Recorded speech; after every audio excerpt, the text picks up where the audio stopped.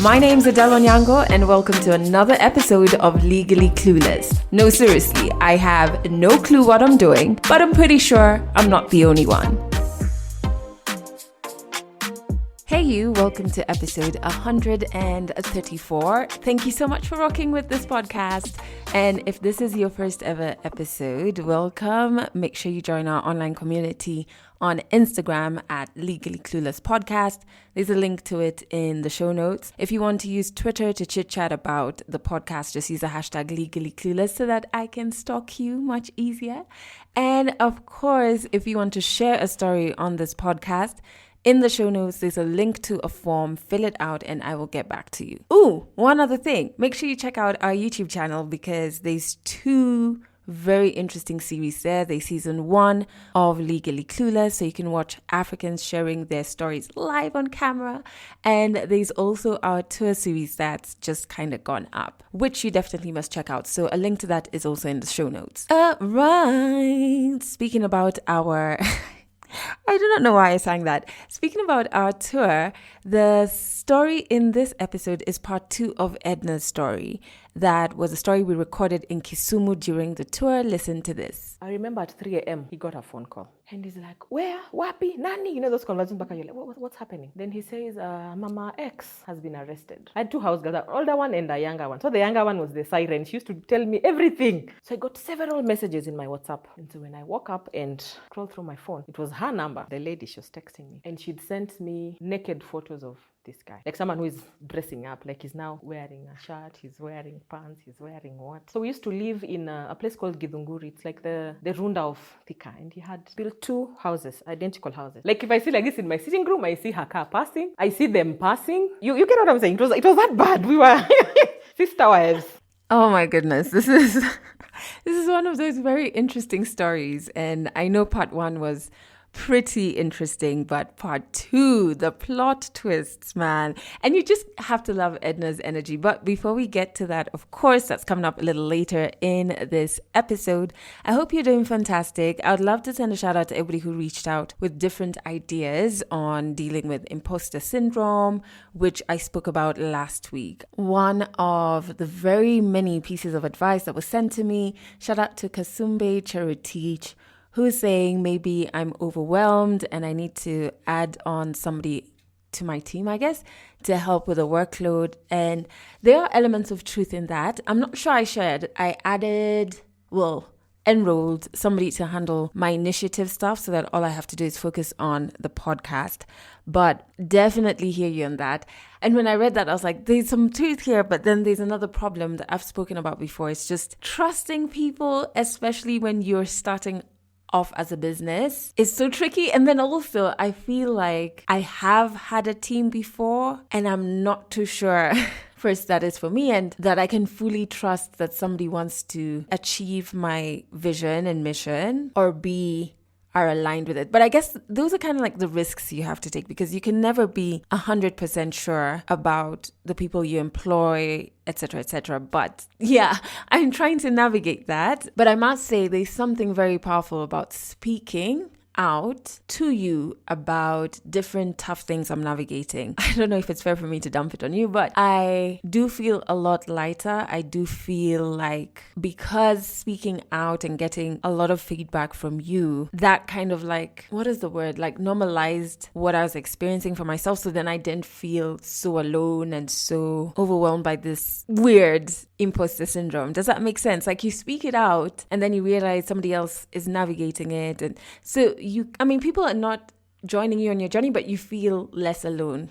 And so that's really helped. Am I still feeling overwhelmed with work? A little bit, but I know I kind of have to adult my way through it because January, as I said, business-wise is really slow. So I kind of have to try and make now in terms of business enough to cover me across 2 to 3 quarters of next year, which means just like putting my head down and just getting the job done. But I am a bit calmer. I think those feelings of mine was so hectic that my stress levels just shot up and then what happened is I'm kind of like at the tail end of an eczema flare up, which my doctor was like, this is purely stress. And so genuinely, I kind of have to get a handle on that. But I will. Let's just be hopeful. Not all doom and gloom, right? Okay, so I really want to share this particular song of the week with you because I have written quite a bit of poetry to this song in the past and to songs by this particular artist. His name is Damian Marley, another artist who I've not seen live in concert, even though he's been to Nairobi. And him and Chronix are two artists whose concerts I missed when they came to Nairobi, and I feel really bad about it. But post-pandemic, we're going to rectify that. So the song of the week is Autumn Leaves. It's by Damian Marley, and I always find his lyrics to be so poetic, and it's this simple yet very profound style of writing that I don't know why, but I connect with his lyrics so deeply that I immediately have poetry concepts and just have to write. I wanted to share that with you, especially this song, because during the tour, it popped up on the playlist at a point when we were on the road and I had completely forgotten about the song. And I was just like, oh my God, there it is again. It just really lights up the creative in me. So yeah, check it out. I've put a link to it in the show notes. Let's jump into part 2. Quite a few people have been waiting for part 2 of Edna's story. All I can say is, 1, if you have not listened to part 1, you will find that in episode 133. And 2, the plot twists are hectic. 100 African stories on Legally Clueless. Stories from Africa.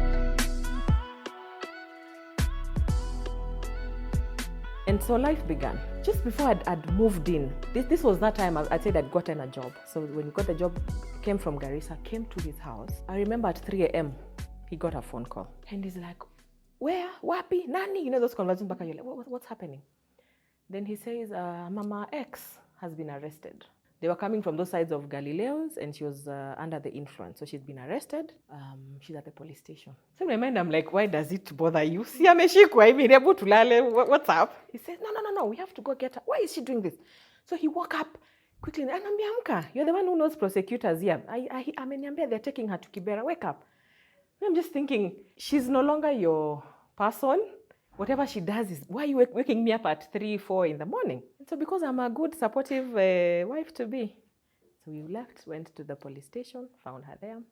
Because certainly she's very tiny. So she was wearing some huge, oversized white coat. And so we call her to come. Then she's there and she asks him, what is this bitch doing here? And he says, don't call her that. No, she's the one who's coming to save your ass. And so because of Kimbelembele, I talked to the OCS, I talked to whoever, they're saying OCS is coming.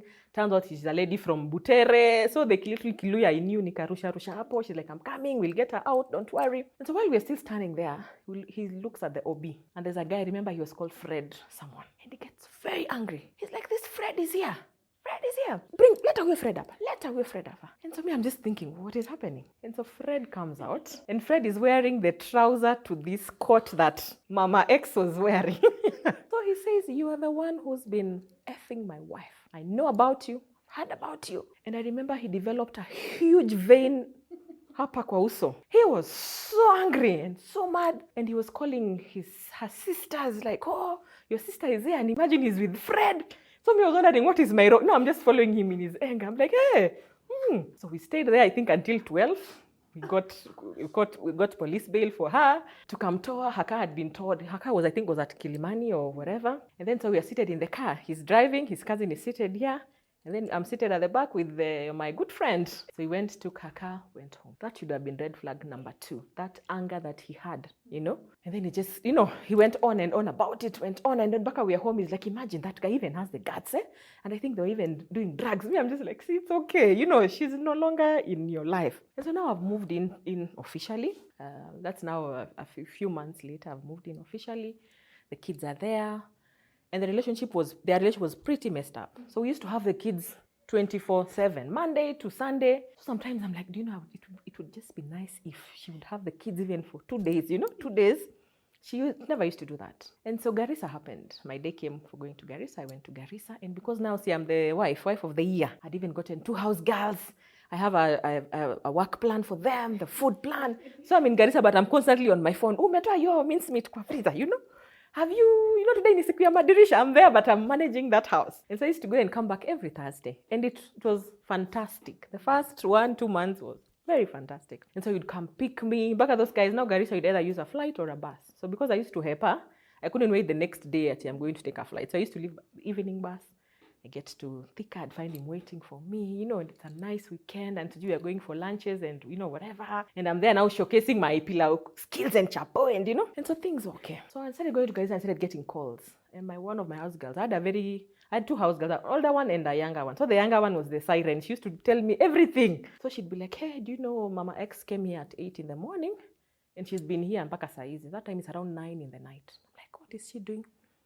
She said she came to visit her kids. And so I'd call this guy. I'm like, hey, do you think it's proper that this woman comes to my house when I'm not there? And she'd say, hapana, si amekuja kuona watoto. And I'm like, why don't you do that thing I told you, that let her have the kids? Even 3 days a week, 4 days a week, let her. It's okay. They're her children. If she's gotten to a point where she wants to have the kids, it's okay. And so that went on. She'd just come in the morning. That time I think she was on leave. She would come, 8, sit, order the house girls around. Oh, why are her children not, clothes are not clean? Why is this one not eating well? Mbona amekonda? Why is this and this and this? And wait for now Mzee, you know, now they're called Mzee, now Mzee to come back. And then Mzee would take her to her house, which I found to be very strange. And so when the kids were at our house, she would come. When the kids were at her place, he would come home late and say he left work and went to see his kids. And so when I brought it up, he tells me, now you, mbona umekuwa kama, you know me, that's why I never wanted even to date someone else. You know, people don't understand that when you have children, you have to see them. Why are you being like that? You know, that Kachiki used to date. You know, nilikosana naye because she didn't want me to see my kids, you know. So I'm like, what is this you're seeing? You've seen them in the morning. You've had them, you know, they're coming back in 2 days. Do you need to be there for these 2 days? And then when they're at our place, this mama has to come there at 8 and chill until evening. And so small things started happening. Small things. So I remember very well sometime in November. And because Garissa is very hot, so if you woke up at night, you'd shtuka and probably not sleep again, or you have to go take a cold shower or just walk around the compound. So I got several messages in my WhatsApp. Several messages. And so when I woke up and scrolled through my phone, it was her number. The lady, she was texting me. And she'd sent me naked photos of this guy. Like someone who is dressing up. Like he's now wearing a shirt, he's wearing pants, he's wearing what. So I'm just like, wow. So I didn't respond to those messages. Because I'm in love and I'm so loved, I tried to call him. Hey, guess what this chick is trying to do to us, you know? But they have been together. Some of their photos she took kitambo. That was my thinking. And so I sent him those messages, those photos. But he didn't read them till the morning. So in the morning, I'm excited, like, see, you know, this is hot to Daku. We see what she's doing. So I called him. I'm like, have you seen the photos I've sent you? He's like, no. Ebo, open your WhatsApp. I'm waiting. Ebo, fungua those messages. Imagine Mama Nani sent me those photos. Would you believe? Then he's like, I'm sorry. Like, I'm sorry. What do you mean I'm sorry? So Shetani was pulled into that thing, and she was called a demon. It is Shetani. So I asked him, how would this happen? This lady lives in the outskirts of Thika town. Like, you'd have to leave our house, go to the highway, go to Thika town, leave Thika town, go to Garissa Road, enter a rough road, go to her house. At what point didn't you stop and think, this is wrong? And that chick had texted me and told me, no, your house was crowded, so we went to my house. So there I was in Garissa saying, I am done with this thing, Imeisha. I am not going to be with such a man. How can he do this to me? And so that weekend when I came home, I didn't go to Thika. I passed and went straight to my brother's house. So nimefura, but I'm just waiting for him to tafuta me and be like, Fanny, where are you? And so he tafuted me for that night. I think he called my brother, and my brother was like, si ako kwangu. So I don't know at what point, I felt like he came to rescue me, no. At around 9 p.m. he comes to the house. He's like, no, don't leave me. No, if you leave me, I'll die. Those things huwa tunadanganywa. So there I was at 10 on Thika Road, going back to my house. And so I went back and I was told it is Shetani. At that point, she was even calling her names like, you know, she's sewage, she's trash, you know, she did ABCD, I can never be that woman. And so because one of my roles as a wife was to ensure he's well dressed. And because I was working in an NGO and there was little money here and there, I used to buy him clothes, you know, those clothes from shirts to boxers to belts to shoes too. So this is literally the following weekend. I'm back home. He had, I think he was going to the theater or something. So I went to meet a friend of mine at TRM. So we are having ice cream, chilling. I get a message on WhatsApp. And the message says, thank you for the boxers. You bought him very nice boxers or something. I'm just like, what is happening here? So I told him, I'm like, what is happening? Now you see, yesterday I went to her house and I was trying to fix her bulbs, and then probably she noticed my boxers. So at that point, any normal person would know something is off. But because I was in the game and I was in it and I was not going to lose. Did Edna go anywhere? So I cried and went home and packed my things. I'm going. I don't need this. I'm there packing. I'm going. I'm leaving. And he's there like, don't leave me. You say those things like, if you leave me, I'll die. I'm just thinking, oh my God, don't die, Baba, don't die. And I think those packings, zilikuwa zile za uongo za just attention seeking. Then he'd bring my things back to the house, and then, we're just happy. We go for ice cream. And so those things happened. So remember this incident I've told you about, the police station. And because this lady works in a university in Nairobi, it had caused issues, that drunk driving. And because when she was arrested, she called the school ambulance. Now she's acting up like, oh, I have asthma, nini. And so a student was actually taken ill that night, and they were trying to get the ambulance, and the ambulance was not there. So they asked this guy, where were you? Dr. So-and-so called me to go where? To go to the police station. Why? She had been arrested. Why? So, because she was influenced. So they had put her on, what is it called? Mandatory leave, whatever. And so chances were that in January the following year, she would not have a job. And so we're just there being wife, things are happening. And he told me, and because when he was working in Congo, he was building his house. And where we used to live, he told me he'd moved there because he wanted to pass his house every day and think, you're living in a rental and your house is here. So we used to live in a place called Githunguri. It's like the Runda of Thika. And he has built 2 houses, identical houses. His plan was to turn them into rental houses, then build his own house later. So those houses were literally outside my gate. Like if I sat in my sitting room, I would see the roof or the balcony of his house. And so he comes and convinces me and tells me, no, Mama X won't have a job in January. And because if I let her go, my kids will potea. Watoto watapotea. So my thinking is, let's fix this one house for her. Let's fix the house for her. Ya kuja kaya hapo na watoto. See, because I am supportive wife. Who am I to say no? And so the house, he got a loan of about 3M, started fixing, tiles, stairs, whatever. So I kept telling him, we can't live. I can't live here. I have to move. And he says, you go look for a house. So when I land in Thika like this, it's house hunting. And so every house I found had a problem. It was too big, it was too small. It had too much grass. It's too much cement where would the dogs play. This one is how the soil is red. We need to just plant what. So every single house I found had a problem. So fast forward, that lady moved into that house. So you are literally in the same neighborhood. Like if I see like this in my sitting room, I see her car passing. I see them passing. You get what I'm saying? It was that bad. We were sister wives. Yeah. And so that mama moves there. But initially the story has been sold to you that this is just for the children. The children have to be, they have to be together. Yeah, and if I let them go, watapotea. That mama moves there. That was the beginning of hell. And so those weekends that were very nice and very, sweet, just the 2 of us chilling. And now you've woken up on Saturday morning, let's say you've made him his favorite breakfast. You get to the sitting room with your plate like this, the front door is wide open. He left and went to the other woman's house. And sometimes he's in a towel because it's literally across the road. So you're left there with your food. He'll come back maybe 2 hours later. He's like, yeah, I need to go. Something has happened. I need to go. And so slowly by slowly, things started changing. And I would come sometimes on weekends and realize his clothes are missing, He started packing to things. This house girl of mine, this Kierere one, would tell me, do you know that mama came here today with a bag and packed his clothes? And so I would ask him, hey, what's happening? Like, achana na yeye. These things you hear when people tell you a woman, she's crazy, she's full of drama, she's what? I don't have anything to do with her. We're just doing this for the children. And so things are becoming not so rosy, Used to come pick me, now he's like, see, you take a border. Because there are no taxis on that route. So you sit on a border and come, what's wrong with you? So you're just there on a border with your bag, going back home. And home has become such a lonely, cold place.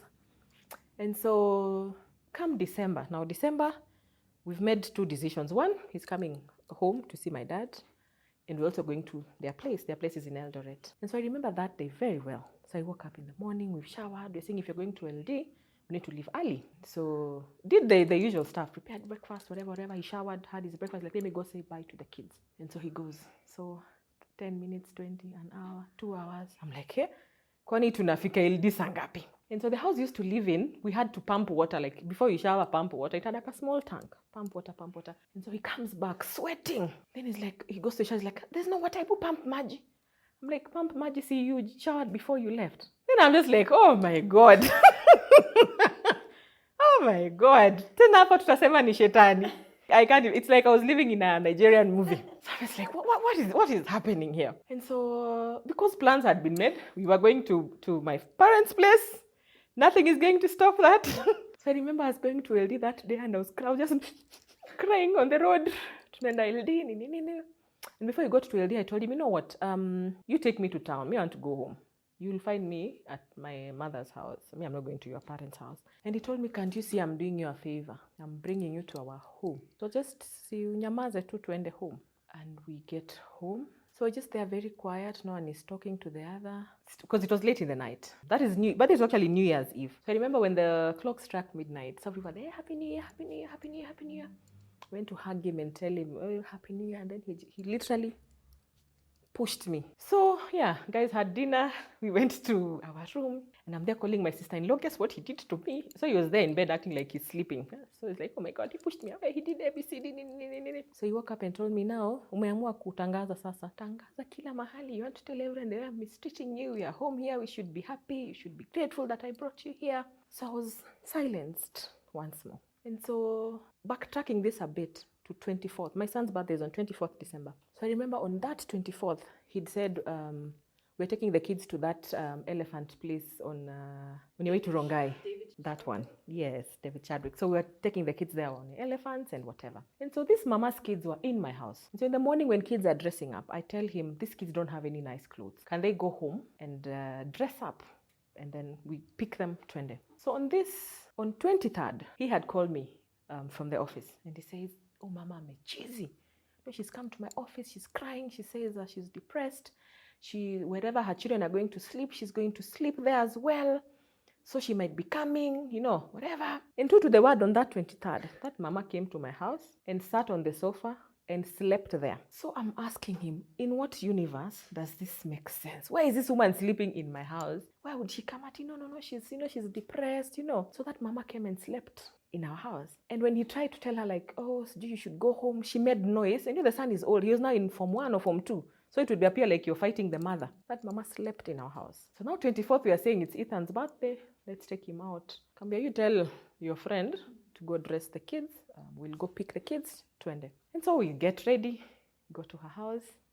And because he had an SUV because of his many children, so tukafungua mlango. And this chick was the first to enter the car and sit and say, hamuniwachi, you are not leaving me here. Tunaenda. So I tell him, you go have your family. I'm not going to be part of this. You have your family thing. I'm going home. I have some cleaning to do. Let me go home. He says, no, it's okay. Let's just go with her. Would you believe we went? A man and his 2 wives. And she came and sat up katikati, this space between the seats, and she's seated there. And so when you're telling, so she's also there like, yeah, I think, and I'm just thinking in where does this happen? And so we went with her and went to watch those elephant things. And another weird thing that had happened, I realized later, this man made me wear deras for the longest time in my life. Like anything I used to wear was like, why you don't look nice. You look nice in deras. Hey, Busi, how nice you look. So even if I was called and told Uhuru wanted me at State House, I'd be in a dera. I didn't realize the control that was happening with him. And I say dera because I was there in a dera, huko kwa my elephant with my blue dera. And he found angles where maybe my face was here and her face was there, and he'd take photos and post on his Facebook. You understand? Immediately. So people look at him because most of our friends know me and they know her. And so guys are like, hey, boss, Yani, you've hacked this thing, you've managed. And so we leave the elephant place. I'm just like, when did this become my life, And I don't know much Luya. So my mom called me and I was just like, I'm trying to explain to her. Like, she's here. She's like, all of you? I'm like, yes, Juliano, Rossi. My mom is like, hey, okay. So mnaenda wapi? And this girl decides, let's go have lunch. Let's go to Galleria. That burger place is there. Katikati, let's go have burger. Katikati ya kiti, she's there. So we shuka the car. This man, his 2 wives and his children. Tunaenda Galleria. We went had burgers. And then we go to Carrefour to buy some drinks because Ethan had a cake somewhere on Spamol. So we're going to pick the cake and go home. So we went to buy drinks. Happy family. So while I'm walking ahead, I turn back and I realize they are holding hands behind my back. So they're holding hands. I'm just there thinking, oh, wow. Now you're the intruder. Officially, you are the intruder. So we bought whatever we were buying that day. As we were leaving, a friend of his met us. And he used to love saying, this is Mama X. This is Mama Tan. You know that thing for her? Look at us doing this. So this lady left us there and went to the car. And so by the time we are getting to the car, she's sitting on the co-driver's seat. She's sitting there. And she tells me it's my turn now. So I'm like, your turn for what? She's like, you've been sitting here from Thika. So it is my turn to sit here now. And so I'm there being, wife in distress. I'm like, just come and see what she's doing. She's mad here. And so they get out of the car and go, that is Galleria parking lot. They go behind the car and start having a conversation. In my mind, I'm thinking this is my son's birthday. So I go to the back of the car and he's tall. And the car lady is tiny, so I'm up close to his tummy, just, So me, I'm there like, what is happening? We need to go. Mtaenda kulilia nyumbani. We need to go. Because we are going to the KWS on Langata Road, the animal orphanage, I think, yeah. And so she starts telling me, why have you taken my place? You're sitting in my seat. That you're walking around with my children. And you're doing, what, you whore, you whatever. And so the lawyer in me came out because I think I had taken so much drama. So that was my very first violent, and so, parking lot. So I gave her a very hot slap. And interestingly, tables were turned on me. What's wrong with you? What makes you think you have monopoly on violence? Why are you the one now? You want to show people that you can fight? Oh. So I'm there thinking, can people see that I'm the one who's being hurt here? Oh, gosh. So we got into the vehicle. And the whole ride there, I was just being told that I'm bad, I'm violent, we cannot do this. We're not going to accept violence in this family. We're not a family. This family ain't a violence. We get to the animal orphanage. You're walking with someone, but he's 20 steps. So I'm the one who's running after him. Did you see that ostrich? Did you? So anyway, we go back home. Sitting in the car. The one big happy family. We went picked her sister. Her sister looked at me like, what is happening here? So we go to the house. Birthday song, cake cutting, whatever. And I told the sister, this chick slept here last night. And she's like, how? Yani, even you, are you, is this normal? So the sister managed to talk to her and the lady left. And so now it's 24th December, now we're on 31st December. So now there's so much that has happened in between, following to this date. Now we've gotten home, it's just hell. It was a horrible night. I think I didn't even wait for the parents to wake up. I just woke up in the morning, I didn't even shower and went home. Remember all this time, I have a house in Kakamega that I have never hammered from because it's never the right time. So I came back to Kakamega to my house, got someone to clean, watched TV, slept, had a good time. The next day we are going home. And my father knows that we are living together from LD. So we had to time ourselves. Umefika wapi? No, umefika wapi? Then we met in Bungoma. Then we went home. And somehow my dad knew something was not right. So he comes and says, I know I'm late. It's 10 years late, but anyway, tulekuja. So we are together now. Will Pangai come with my parents? That whole story. But yeah, my girl just left. He didn't even tell me what was happening. We got our small little blessings and we went back to Nairobi. And so that first week, ni wiki ya shule. You guys are opening school. My son is joining a new school. There's that up and down. I'm going back to Garissa. I'm miserable. But I didn't even know how miserable I was. But I was miserable because now nothing works anymore. The house has just become a shell. Things are quiet. In the process, he'd fired my older house girl. I think my house girl used to chokora his demons. This woman must go. I didn't understand why until later. And so he'd fired my house girl. So I had the younger house help who had gone for Christmas break. So we'd come back with her now to Nairobi. And so I tell him, I need to go do my hair. That time now, I think I've gotten to the point now I'm like, it's okay. So we're just now the two of us. What do I do? So he'd go spend time there. Spend time at my house. Come shower at my house, realize his favorite shirt is in that house. He'd walk across the road in his towel, go get his shirt, come back. Come to my house, there are no boxers here. Okay, maybe my boxers are there. So that was the life I had found myself in. I was not excited about it, but I felt so lost. I didn't know what to do about it. So the day I realized this thing had numbed me, or it was affecting me more than I thought. So I tell him, please give me one car. I need to go to the salon. And he says, come get the key. You come get the key. I tell him, just bring the car to the gate. It was drizzling. I'm like, if it wasn't drizzling, I would have found my way out of this place. But get me a car. He says, come. And so I go to the house. I never used to go to that mama's house. So I get to the house, and it's very quiet. But I can hear activity. And you see the way that house was being fixed initially. It was not being fixed to perfection. There are places that didn't have doors. There are sinks that we hadn't fixed. It was just once or two, then we'll fix the rest. So the devil tells me, go see what is happening in there. And so I go and open the curtain, and people are just there getting very busy. And I didn't feel the need to run away or shout or scream. I just stood there and watched for a whole 1 minute. I think he found me there. So I said, okay. So I picked his trousers, got the car keys, and went to the salon. And I didn't feel a thing. I didn't feel sad. I didn't feel angry. I went, had a good day, came back home, stayed for 2-3 days, went to Garissa. And from then on, I realized now things were totally upside down. I never used to sleep. Like, I used to go to my room, stay awake till morning. You know, there my driver would come pick me, but I have not slept the whole night. I was looking like a panda, you know, those black 2 lines. I never used to sleep. And I would go back home to emptiness, you know. And the weird thing he used to do, he used to pull out the TV from the house and go with it to his house. Because now the TV they had there was not a smart TV. And our TV was a smart TV. And so my son is in that mess. He's now, even coming from school, there's no TV to watch. And, you know, he's still a child. And so he'd go to the stepmother's house, would probably tukana him, you know, mistreat him. He'll come back to the house.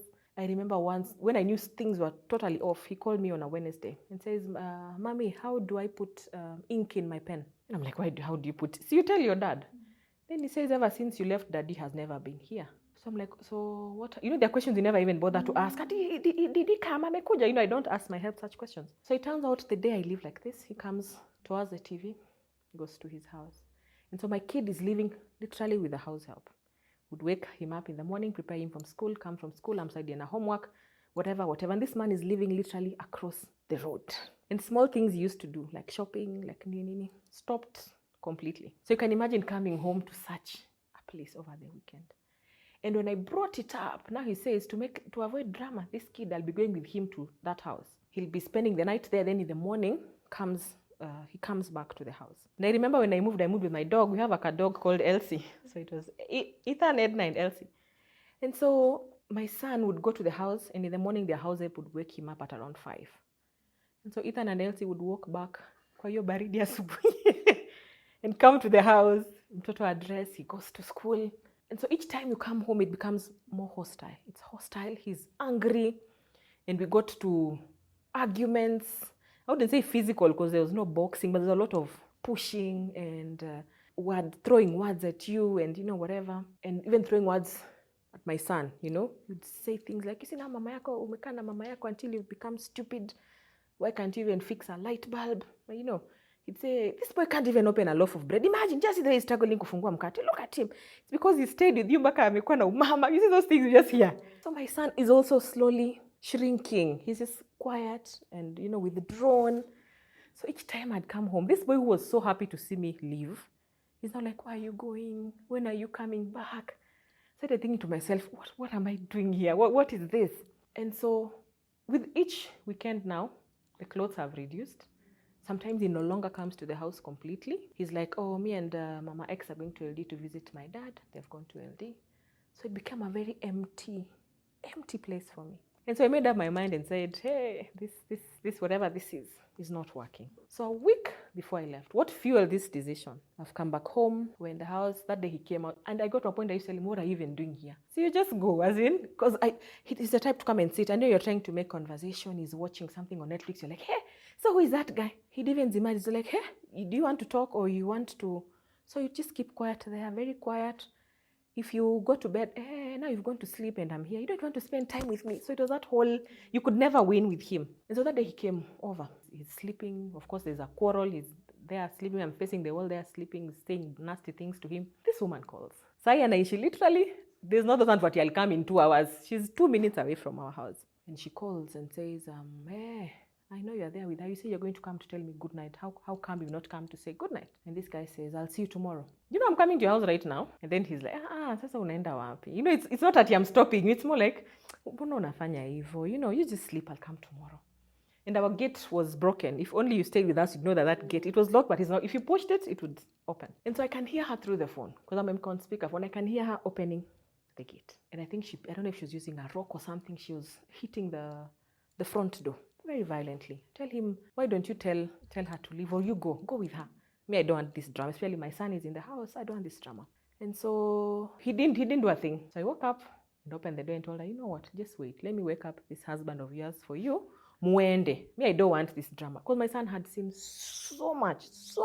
And so I go and wake him up. He says, mi siendi mahali. So I told her, now you know what you'll do. Just go. You talk, huh? Don't cause drama in my compound or whatever. Because that lady had a rock. All this time she had a brick in her hands. And so she hit me on the head, at the back of my head, with that brick. And in that moment, I think I saw red. So by the time I was coming to my senses, she was on the ground. I was sitting on her. It was her hair was being pulled out. So it's when he comes out, he's like, no, don't do this. Oh. And do you think that lady went after all this drama? Mzee went and slept on a sofa. The chick come and sat next to her. And he's like, you see, she's broken my phone. You see, she's hurt my foot. And it's more like, you see, now you are very violent. You see, you like violence. So I'm like, even if this was a police case, she's the one who was trespassed into my compound. But I realized whenever something happened of the sort, he would always defend her. I was the intruder. I was interfering with their family. And while you're in this house, unasikia, don't cook, we are having dinner. They're having family dinner. So you and your food, mukae huko. Weekend I'm coming, no, this weekend we are going somewhere with the kids. The kids ni yeye na watoto wake na bibi yake. So what was I doing there? And so the following week I sat in Garissa and told myself, I am leaving this man. I have to go. And I think I was still waiting for one more sign. And you see, the issue was that he would do something so bad and in turn do something so nice. You're like, hey, maybe I'm the problem. You'd sit and say, I am a problem, I am a bad person, I need to change. And so I was waiting for one good sign from him. And so I come from Garissa, get home as usual. The house is empty, very quiet. I get in, the TV is missing. I call him and tell him I want that TV now. There's something I want to do with the TV. He says, come and get the TV. And because I think I was tired and I didn't care, I walked across the road and went. And he says, I can't find the TV. I think Mama X may. Who hides a TV? A whole TV. I think Mama X may feature. So I say, okay. Then I'm like, how much is a TV? You are a doctor, I'm a lawyer. We can buy why are we fighting over TVs at 30,000? Come on. And so I walk back home and in my mind I'm telling myself, if I'm going to say then I'm going to buy a TV, tomorrow I'm going to buy myself a TV. And so he says, let me walk you home. And home is 20 footsteps away from that mama's house. So we are walking home and I just stand and ask him, by the way, do you ever sit and think and wonder what you're doing? Do you think you're being fair? What did I ever do to you to deserve this? And then I kept telling him, ungetuacha. You know, and in my ungetuacha meant those days of me in Kakamega with my son knowing daddy is that other side of town, I'm with mom, you know, because my son now has grown up without a father. His first encounter with his father has been of violence, him seeing his father abusing the mother and seeing the mother constantly crying, you know, and people fighting all over the house and seeing his mom. My son to date, if he watches a movie and there's violence between women, he's like, Mommy, that's you and Mama X. Yani, to him, it's so fun, it's hilarious. And so, I can't remember what happened between that 1 second, but he pushed me. Kabisa, zile za we hata story mingi tutaongea kesho, I will come tomorrow. And so he pushed me and I fell and I hit my head kwa ground. And I stayed in that position for a few minutes. And I thought to myself, indo siku watu wanaendanga na petroli na wanachoma watu. Yani in my mind, that was the day I would kill everyone, even me included. I was so infuriated. I remember saying the only thing I want God to give me is peace. That's the only thing I prayed for. Peace, nilale. I just want to sleep. And so I went, took a shower, and slept till morning. And so I woke up that morning and knew that was it. That was the day. And what do I need to pack? I need Nigerian bags. So I tell him, because now the cars were being packed in the other compound. Kwangu sasa kutoshi gari. So I tell him, give me the car, I want to go do something in town. He's like, at 8 in the morning, what do you want to buy in town? Tell him I want to buy nyama, I want to make pilau. At this time in the morning? Like, yeah. Like, let me take you. I say, fine. We start going to town. And my dad knew, because I used to tell my dad everything. My dad knew. And so my dad calls me. He's like, Mama, so you'd said you're waiting for Ethan closed school this week. So what's your plan? I'm there telling, now you know I can't speak much. He's like, what do you need? Do you need a lorry? Do you need a pickup? I can't. What do you need? And I'm like, unajua, a pickup. You can't speak much. I'm just like, pickup. So, okay. You'll tell me whatever you need, I'll do for you. A few minutes later, my brother calls me. My brother is like, Mzee says, you need to move. Do you have a lot of stuff there? I'm like, no, ni nguo tu. You can't speak much. Ni tunguo tu. Nothing. So these guys, they're thinking, watu wanaongea nini? Of course, he can read between the lines, something is happening here. And so we have a fight along the way. Like, are you constantly telling your dad bad things about me? And Sijua, is your brother telling you, Siju, ho. And we take a U-turn and now we are going back home. Now this even trip of yours for going to town is not happening. Let's go back home. And so we get back home, again, the compound and tells me, get out of this car. So I'm there, of course, resisting. I'm not getting out of the car. So we had a bit of a fight there and whatever. That's the time he was very physically violent with me, back to a point of getting me out of the car and throwing me off. He got into the car and left. So yeah, I think an hour later, our stuff was packed and my dog was very pregnant. Now my dog even had stopped being a house dog. She was now roaming around with this village dog. She was pregnant by some funny dog. Packed my stuff, packed my house help, packed my pregnant dog, and we left. And so I don't know whether I felt relieved or I was scared, because now, what is this? Where am I even going to now? What is this? But I knew my step one was my brother's SQ. That was step one. And then everything else would happen from there. And I kept thinking, I think I'm a very strange human being. I was like, would he feel bad that I've left? Would he chase me? Maybe he will, And so we went to my brother's house with my son. True story, he didn't chase me. He didn't look for me. He looked for me after 5 months. So yeah, we left. This story would have easily had 2 parts. There's a whole other part altogether. But we left, and now we're left to grow again, to heal. And you don't realize how those things affect you as a person. You don't know how those things affect your child. Because I realized I needed therapy. My son needed therapy. So moving was step one. But it was a step that brought me closer to now. I know myself better than I ever did 10 years ago. And I had to learn why. Why is it I do the things I do? Why do I attract a specific kind of... Why do I like broken people? Because that for me, it was more like saving. Now, after your marriage is broken, let me come save you. What is really is happening? Let me come fix you. And so through therapy and the past 2 years, we have come to a beautiful place of healing, of my son getting over the trauma that was. The biggest thing for me was therapy. I mean, everyone should get therapy. Therapy changed my life. Yeah, it continues to. So I'm still seeing a therapist. We are fine. And so now how am I in Kakamega again? We eventually decided this is home. This is quit Garissa, moved back home now where I had sisters who we'd worked with, the sisters advocates, friends. It's close to my parents. And so we've slowly found our footing again. And yeah, that's me.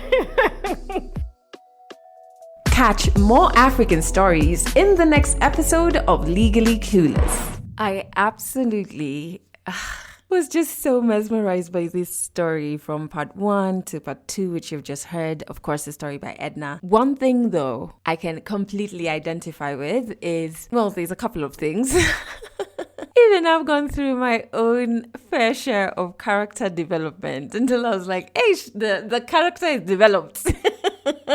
Let it be.